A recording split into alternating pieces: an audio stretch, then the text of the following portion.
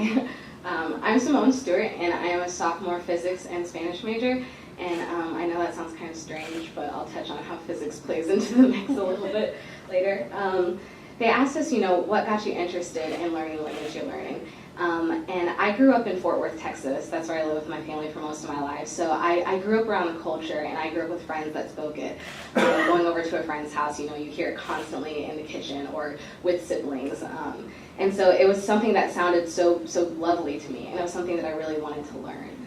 I think that a lot of the time students are very much inspired by the teachers that they have too. And I had a wonderful Spanish teacher in high school. She was kind of this gorgeous young woman who had traveled all over the world and done amazing things. She had little trinkets on her desk from places like Peru and Argentina. Oh, we have family and friends there. And she just seemed so exotic and wonderful, and I said, I want to be like that too. And so I think that she really pushed me, and she said, you have a talent for this, and she encouraged me to pursue it. And it's something that has always made me feel close to home. I no longer live in Texas. My family lives here. So it's something that is kind of always calling me back to where I feel like it's home for me. But I decided to pursue it at Jewel because of that. It was something that had become so much a part of me that I didn't feel like letting it go was possible.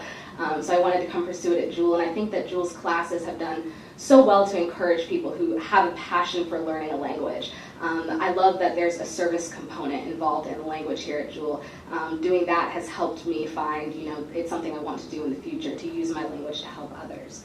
I have not had the opportunity to study abroad, but in the summer of 2015, I will be going to San Martin, Guatemala, to work on an engineering project. There's the physics. To work on an engineering project with an indigenous community at a clinic there to help them purify their water. People can't get better in a hospital if the water's not clean.